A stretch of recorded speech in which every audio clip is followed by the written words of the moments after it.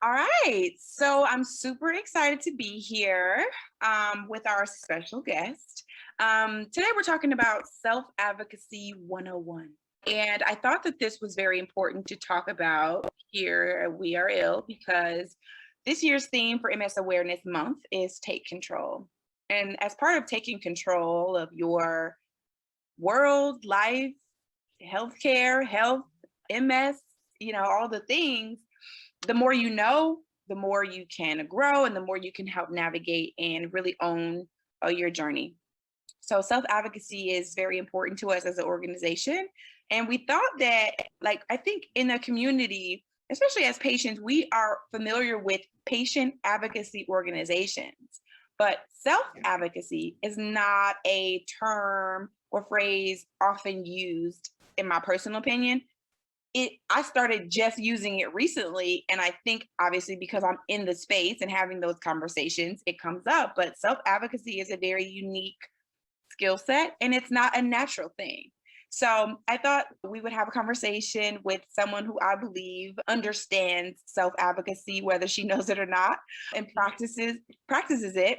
And I thought it'd be a helpful conversation for the community for us to really define it, just engage and talk about it. And since we're both people living with MS, I thought it'd be a really healthy conversation. So this is our guest, Monet John, and I'm super excited to be chatting with her. We're familiar with each other from, the whole ecosystem and social media, but just super happy to have you here. And I'll let you introduce yourself and tell us a little bit about you and also tell us when you were diagnosed. Sure, sure. I'm super happy to be here as well. It's great to chat with you, Victoria. So everyone may know me from Life with Moina. Technically, my name is pronounced Moina. I go as Monet. I'm 30 years old and I got diagnosed December 31st, 2019. So right when 2020 started is when I started my MS journey. This is my third year now living with MS. And even though it's been a short time, I've definitely learned a lot. I've definitely gained a better sense of self and kind of get a good understanding as to what my MS does to my body, my triggers, things like that. So all of this just kind of led to me sharing my story on social media, and I've interacted with fantastic people like yourself. And yeah, everything just kind of led me to where I'm at now, talking with great people and sharing my story and trying to help as many people as I can to kind of figure out their new normal and work out the best they can with what they have. And yeah, just kind of do the best you can every day. Awesome. So, a little bit about for those who may be new or if this is their first time tuning into our program. We Are Ill. It's founded by me and created by me, co-founded by me and our COO, Lauren Work. And we're both patients living with MS. And we created this. Well, I started talking about my journey because I just felt so invisible. I felt like when I got diagnosed, I was told this was an old white woman's disease, and I literally read that, and my doctor literally told me that. And I just thought it was so weird that I got it because I'm not white and I wasn't old. And in my journey of trying to understand and learn more about my MS, I just didn't see myself. And not only did I not know anyone else that had MS, I didn't see any other Black people with it. So it was just like, if this is going to be this lifelong relationship that I have, lifelong diagnosis, I need to feel welcome here. Like, I need to feel like this. When I'm reading about what's going on, I need to feel like I'm reading about myself. And naturally, I don't know if that was my specific goal, but I mean, I was looking for stuff to learn, to figure out how to navigate. Like, I was 25 at the time when I was diagnosed, which was September 2012. And the first thing I asked my doctor was, will I be able to have kids? But I wasn't even trying to have kids at the time. But as you Yeah. can see, everything is racing. You get this diagnosis, everything's racing. What are big milestone moments in my life that I need to ask about, that this may disrupt? So I'm a woman, so pregnancy was a question. Motherhood was a question for me. It was a tempo for me. Marriage could have been another question or something, or just anything, like anything that's a tempo. And then obviously I'm a Black person, so how this affects Black people matters as well. And through my matriculation through the journey, there was questions that I had that I couldn't ask anybody else because there wasn't community. So I decided to create my own. And with that has been an amazing opportunity, amazing group and community and sisterhood called We Are Ill. And we are here to redefine what sick looks like.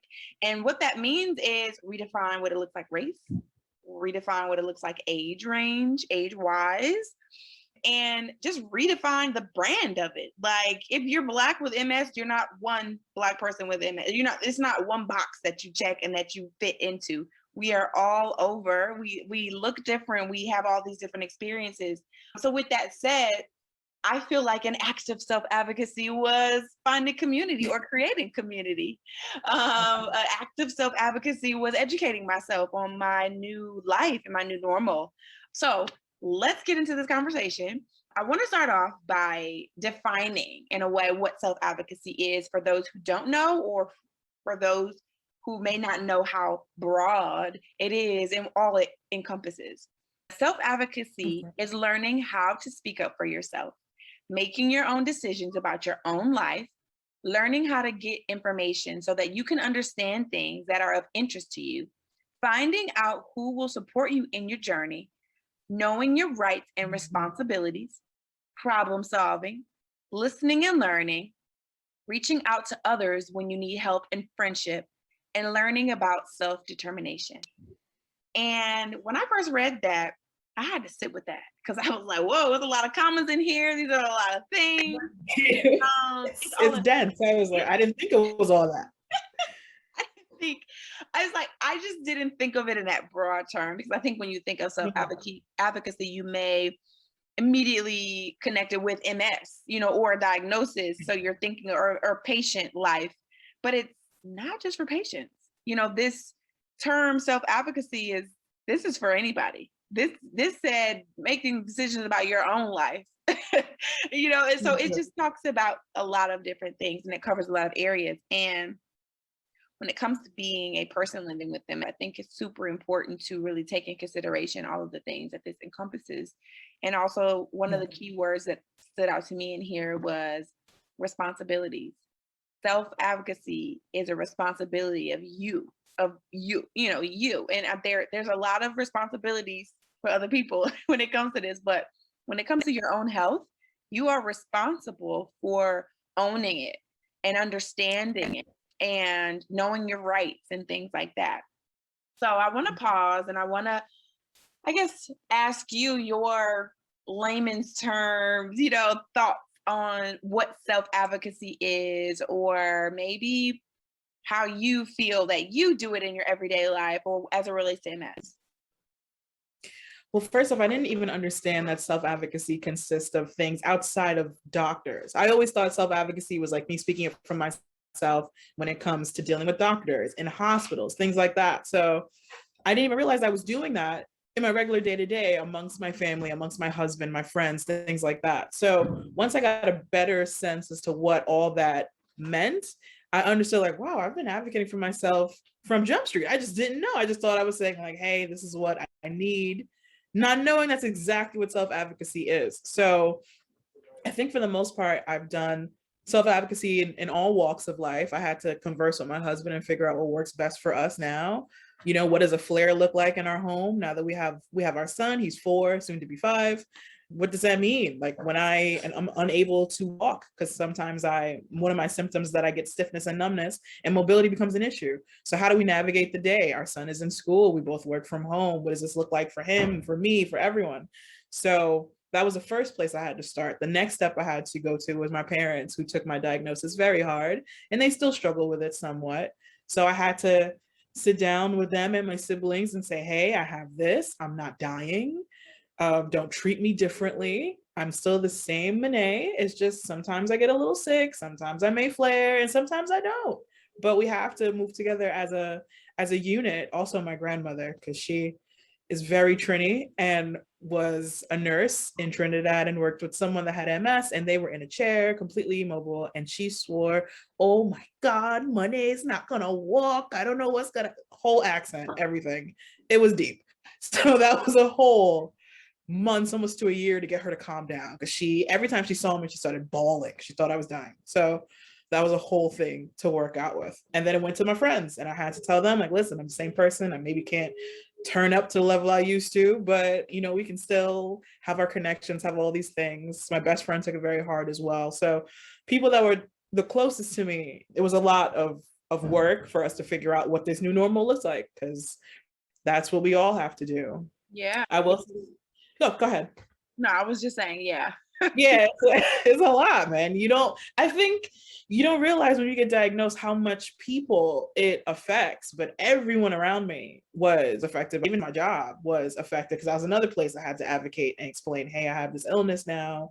Sometimes I may not be able to type. I work from home. I have to talk to people. Sometimes I have brain fog, which I'm dealing with actually right now in this conversation, but I think I'm doing okay. Just being able to maneuver the world. And I will say my doctors is the one place I didn't really have much issues. My neurologist and my MS specialist listened to me, which I know is almost unheard of, especially because they're not POC doctors. But I felt very heard, very seen. The only place I have to really deal with shenanigans is the hospital, because I'm plus size. So they look at me and assume high blood pressure, diabetes, high cholesterol. No, no, no. All I have is MS. So it's a lot of advocacy that happens in the hospital the few times I've been hospitalized. Gotcha. But yeah, So you touched on a lot of different points in the different areas where we have to show up for ourselves, especially as it relates to self-advocacy. And I wrote down a few, and I wanted to highlight them so that everyone is aware of where self-advocacy presents itself. So we've got the healthcare system as a whole. That means with your doctor, or with the insurance companies, or with your specialty pharmacy, anything like that. That healthcare as a whole, I think that's my primary place where I have to advocate for myself, because I have to keep what I call my patient journal, because I have to write down who I spoke to, what's the form called, who needs to sign the form, all right, when is it due? I have to write down these processes. Where I gotta send it, do I gotta fax it? How I gotta do it. And I have to track these things, because if I don't, something slips through the cracks, and no one will pick up the pieces but me. I'm the one that has to authorize things. They have to talk to me. Only I can answer certain questions. So that's an area, a big one for me. I feel like I'm constantly fighting for things. Someone didn't put this in. Someone's waiting for that. So I got to call this doctor and fuss at them because they didn't send my order, just things like that. Another one is home, which you mentioned, with family or friends, at work. You mentioned that as well. And just overall patient rights. I think that is a huge one, but it also is a reflection of with the healthcare system or with your doctors, just really knowing what your rights are as a patient. And I say this all the time when I'm having conversations like these, like I call myself a professional patient, because when you are living with a chronic illness such as MS, you have a lot of doctor's appointments, or you go very often. So you become a more like professional at this language, at these processes, at what's going on. And you know what to expect, or the right questions to ask, versus someone who may not be living with a chronic illness or have any type of diagnosis. They may go to the doctor only once every 6 months or a year for their annual physical. And they are more in a reactive position where they will get their tests or screenings or whatever, and their doctor's like, oh, you've got the flu. And they're like, oh, okay, well, what do I do next, doctor? And they're like, this is what you take. And then they take the medicine, and then they go about their business. But I think as a professional patient, we're like, nope, I've dealt with this flare up before. This is what worked last time, or nope, use a butterfly needle because this arm has small veins, because I know I got to get my, my labs done. Butterfly needle me up. Don't, I literally will be like, can you send in your best person? Because like, who's the best one who draws blood? Because I've got tiny veins. I need a butterfly needle. Don't ask me no questions. Like, this is what I know I need. I'm here all the time. Yes. So, I call myself that because I just know that my experience is different, and that I am experienced as a patient and speaking up for myself. And like, you don't have to tell me anything. I already know I need a butterfly needle. And after you try that, you're going to need one too, whatever you're trying to do. So our experiences are just so different. And I see myself speaking up for myself. I always spoke up for myself in general, but not as the doctor. There was not a need. Yeah. It wasn't a need. And before becoming, diagnosed with MS, I didn't know that the doctor worked for me, or I didn't look at it that way, rather, and so I wasn't speaking up. I just did whatever. I didn't ask really, many questions. But now I see myself, and I thought that like speaking up for yourself was an umbrella statement. It covered every area, but it just doesn't, and I didn't even notice that I wasn't doing that in that space until I needed to. So yeah, so what I wanted to get out of this conversation as well is, considering your experience, even you as a blogger, you are comfortable with vulnerability, your own vulnerability, enough to talk To about share. it, to share Yeah. it, and things like that. So with that, I think the vulnerability is such a strength. Even though the word vulnerability immediately makes me think you're vulnerable, you are open, soft, delicate. Yeah, to Vulnerability, everything that can come and interfere with it. right? But Yeah. vulnerability is actually a strength. So in what ways do you feel that being vulnerable and sharing your experience and your story has made you stronger or more of an advocate for yourself? I feel like with being vulnerable on the internet, I feel like that's a little bit of a taboo to be so open and share all these things. But I feel like I kind of needed that at first because I felt so alone and isolated, as many people with MS have stated, but especially people of color, especially Black people dealing with MS, because this disease is unheard of in our community. So I kind of needed to be as vulnerable as possible just to be like, am I by myself? Am I crazy? Is this something someone else is feeling? And with that, I feel like I gained motivation to understand, okay, I'm not alone. And this is not something that's going to kill me. And I'm not going to lose my life. Because I was 28 when I got diagnosed. I'm like, I literally just started to like myself, get into that niche time where I'm like, all right, I like this. I'm working with it. Boom, MS. Right. So it was infuriating, but I feel like I'm getting my mojo back. So I feel like I needed that vulnerability, one, to know I wasn't by myself, and two, just to help someone else, because I've been able to interact with such amazing people that may have just got it diagnosed and they found my Instagram and they're like, wow, I'm so glad I found this. I don't feel by myself anymore. There's been people I've met that were in the hospital bed getting diagnosed from that initial flare, and they're like, wow, I found your page, I'm so happy. There's been times I'm reading messages and I'm crying because I remember being in that phase, because it wasn't that long ago, frankly. So I definitely feel like that vulnerability has helped others and it's helped myself. So I'm glad that it's working. Sometimes I'm like, maybe shouldn't have shared that, but for the most part, I feel like I'm just trying to be as honest as possible and be genuine, and I'm glad people are receptive, and it's not just me crying on Instagram looking crazy. So I'm glad it has worked out. Yeah, I mean it has. And sometimes it is like that, like maybe I shouldn't have said that, but I'm so I don't care what they gonna do. Like Right. It's my page. it's my page, it's my life, but it's also my truth. So what? What can you say? Like what can you truly say to my truth? And not much you can say. So to me, summed up, self-advocacy is identifying your needs and wants and asking for them to be taken care of.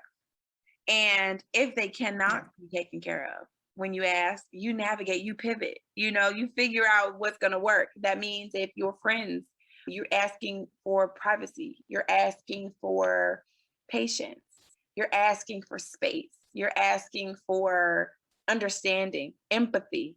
If they cannot offer, or they don't want to, then we've got to pivot.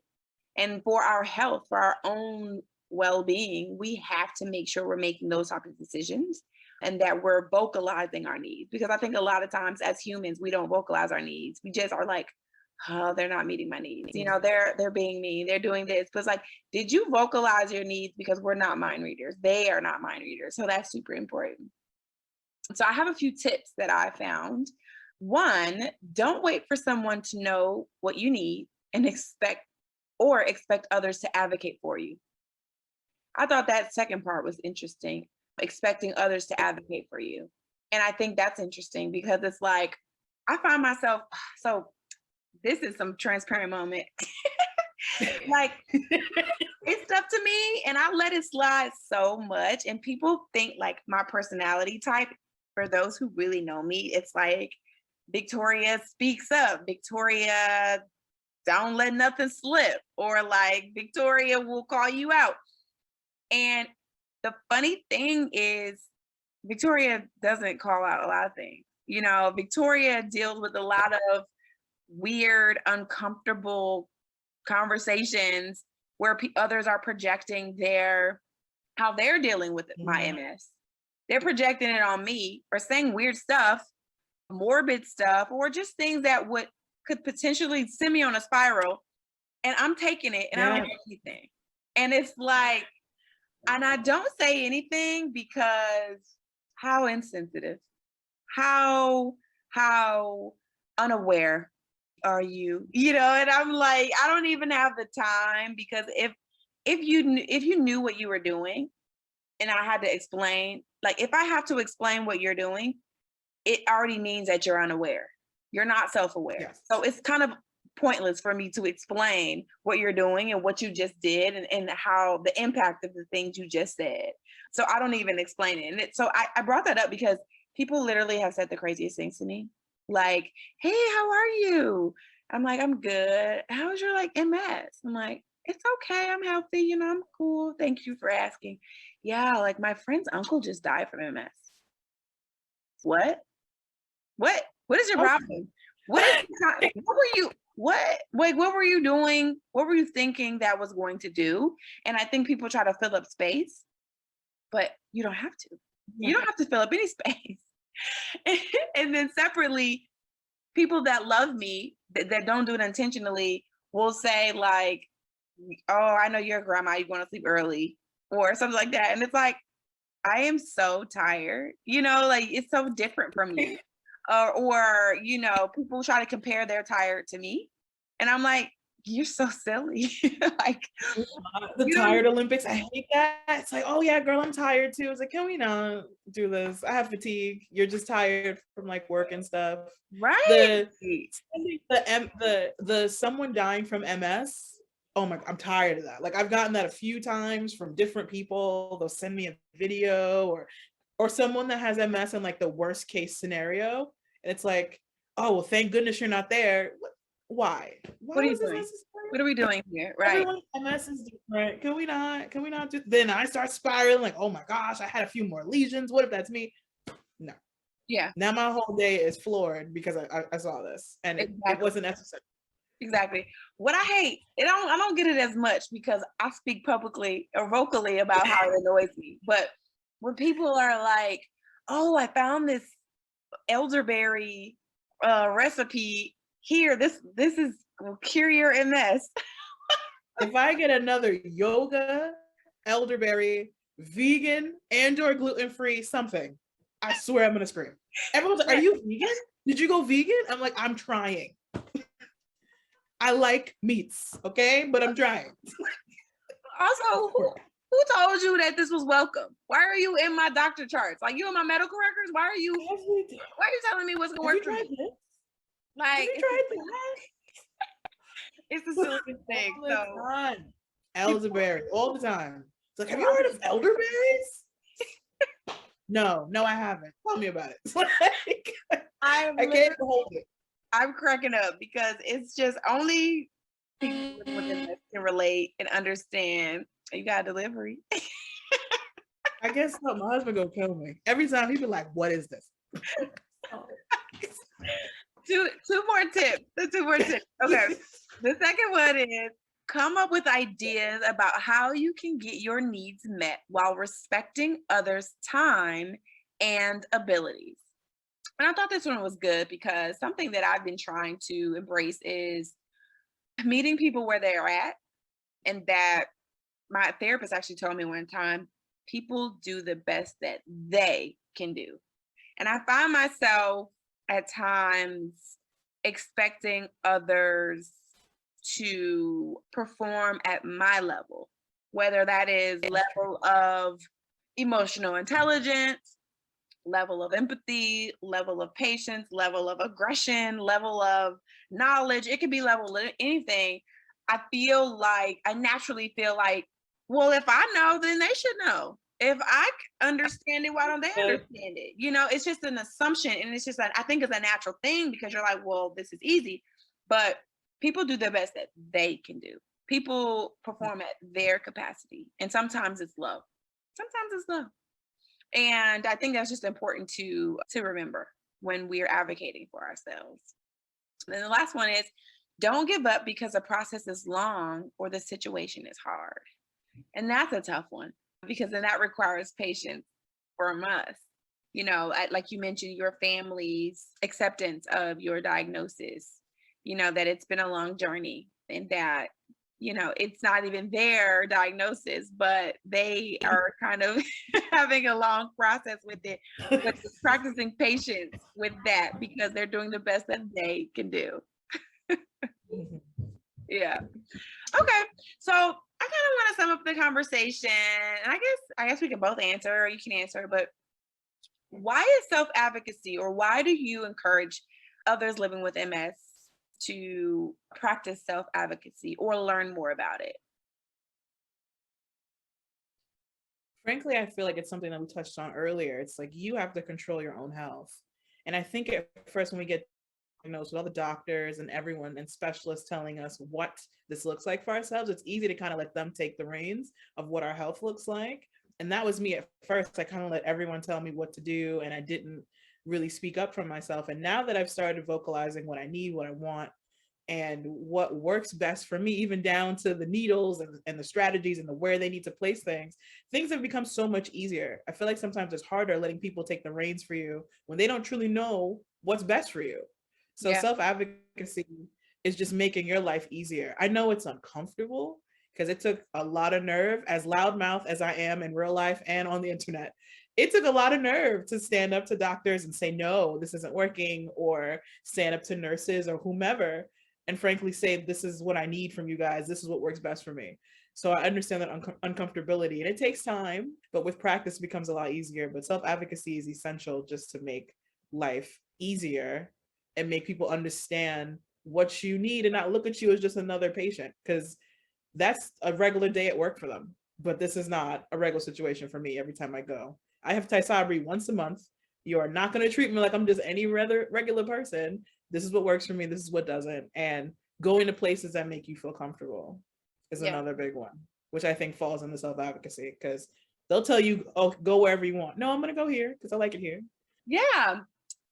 Oh man, this is so layered. I feel like I talk about this stuff all the time. I could talk about it all the time, but it's like it's important for a few things. And some of the things you said kind of sparked it in me. I just think that self-advocacy is important because your trajectory could be completely derailed. You know, self-advocacy is important because it can take you over here or over here.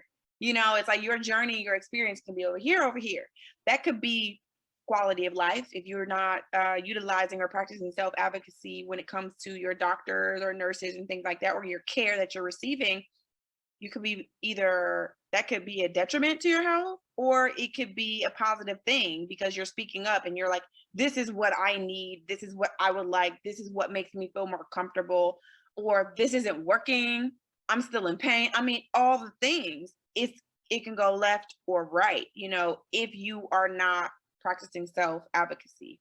I think also just really understanding with self-advocacy, when you practice it, you just really understand that your personal preference is like it's okay to have your like it doesn't matter what the other patients did. It really doesn't matter what the other doctors are doing. It doesn't matter what the doctor is doing with their other patients. Like it just doesn't matter. It matters what you need, and it's okay to speak up because the worst that can happen is no, and then you can reach out. You could get a second Yeah. opinion or find another doctor. And if everybody says no, then maybe that's a self reflection on you. Like, okay, maybe I need to, you know, restructure some things or manage my expectations. But speaking up is the least you can do for yourself. And I think Yeah. lastly, I'm just a believer of self-advocacy because well, it's not lastly, one or third, it does give me the control. Like MS is such an unpredictable thing, and I don't have control. I didn't have control over if I got it or not. But what I can control is how I live with it. And I think it's the little bit of control I can have with this. I'm taking it. I'm taking it. And last but not least, I think I practice self-advocacy. It's something I just thought of, that I do it for people after me. Meaning, like you mentioned, people now when they are researching Black people with MS, our faces come up. You know what I mean? Or like you're the first person they found on Instagram and they reach out from the hospital room. I had that same experience and I realized how powerful it was. And I realized that when I was looking for that, it wasn't there. And now when people look, they see that and they found it. And then like when I mentioned, so I had this one experience where this nurse was like, "Oh, she's got bad veins. Can you come in here? She's got bad veins." And I'm like, "Ma'am, why are you calling my veins bad? Do you mean small? Because I don't know why you're like, I don't think it's bad because they're small. They're just small. So why would you say bad? Like you work in healthcare and you're literally telling me my veins are bad when I'm dealing with other stuff.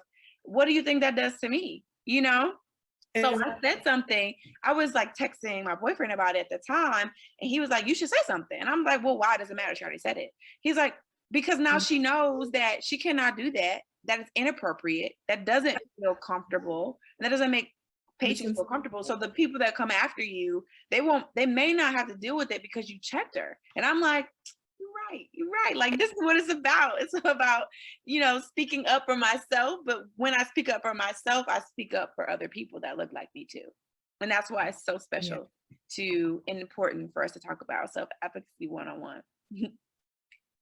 You know what?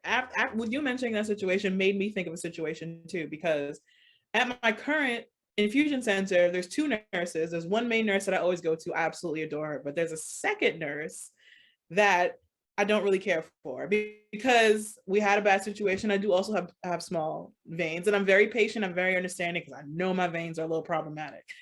And one time, my normal nurse couldn't find a vein, so she calls the other one. And so she walks in, she literally looks me in my eyes and goes, "Hi, Miss John. What is all that for?" Dang. And my nurse was like, "Yeah, I can't catch a vein." She's like, "I know. I've had to deal with her before." With the whole eye roll, and then she over here slapping my, "What is all this abuse? Everyone's here watching me now. It's so uncomfortable." And I didn't check her because I was so embarrassed.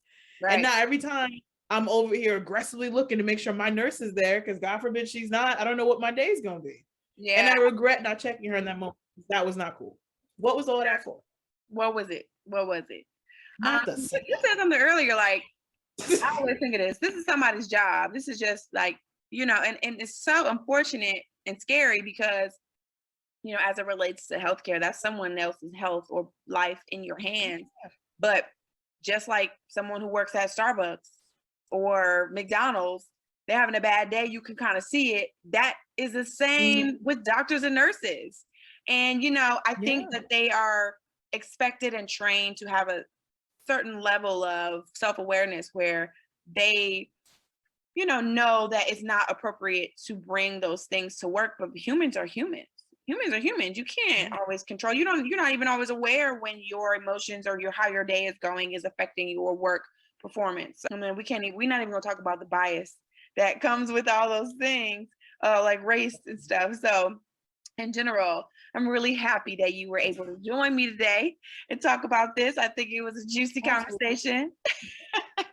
And I'm glad we were just able to talk about our experiences and tips and really just leaning into defining what self-advocacy truly is in other ways we can exercise it in our lives, in our day-to-day lives, and outside of MS, just in life, advocating for ourselves. So can you tell us where we can find you and follow you and things like that? Sure. So you can find me on my blog. It's Life with Monet. It's spelled like Moina. You can also find me on Instagram, where I'm the most active. I do have a Twitter and a TikTok. Don't look over there. It's not very active. Also, Life with Monet, technically Life with Moina, but you know what I mean? Yeah. So I can be found there. Those are my two most active places. Okay, awesome. All right, so I want to thank our sponsors, Biogen, for supporting us and believing in us, and just supporting our programming, not being afraid to support the fact that we always pull back the curtains. And we want to thank everyone who's watching and who's able to watch and share and like and all the things, and all of our community members who've been supporting us. And we hope that we're serving you appropriately and accordingly. So thanks again for joining us.